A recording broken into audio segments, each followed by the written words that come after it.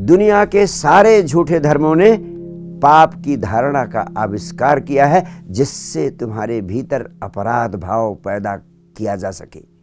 अपराध भाव पैदा करके ही तुम्हें मानसिक रूप से गुलाम बनाया जा सकता है, और तभी आपको एक विशेष सिद्धांत, शास्त्र, वाद या मत को मानने के लिए विवश किया जा सकता है।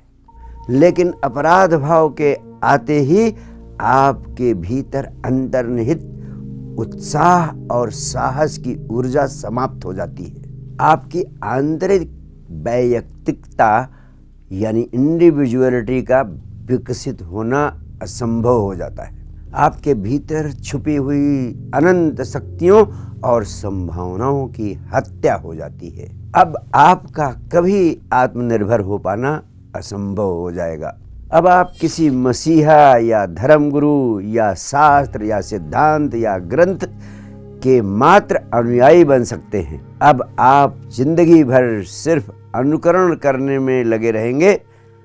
आप अपनी संभावनाओं को विकसित करने की क्षमता खो देंगे, और आपके भीतर अपराध भाव को पैदा करना बहुत आसान है। सिर्फ छोटी छोटी गलतियों को, छोटी छोटी मानवीय त्रुटियों को पाप कहना शुरू कर दिया जाए और आपके भीतर अपराध भाव भरता चला जाएगा। और धर्म के नाम पर सिर्फ यही किया जाता रहा है। उदाहरण के लिए जीसस बार बार कहते हैं रिपेंट रिपेंट, प्रायश्चित करो प्रायश्चित करो, पछताओ। और पूछा जाता है किस लिए प्रायश्चित करें, तो कहते हैं उस भूल के लिए, उस गलती के लिए कि एडम एंड इव ने सेब का वर्जित फल खा लिया था, बिना अनुमति के सेब का फल खा लिया था।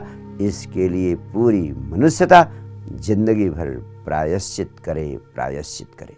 मेरा मानना है इस जगत में सिर्फ एक ही पाप है, और उसे मैं कहता हूँ बेहोशी में जीना, और एक ही पुण्य है जिसे मैं कहता हूँ होश पूर्वक जीना या जागे हुए जीना।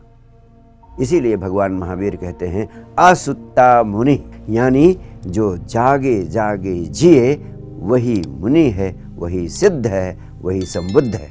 वास्तव में कभी मत भूलना, बेहोशी का हर पल तुम्हें दंडित करता है और होश पूर्णता का हर पल तुम्हें पुरस्कृत करता है। इनसे तुम कभी मुक्त नहीं हो सकते।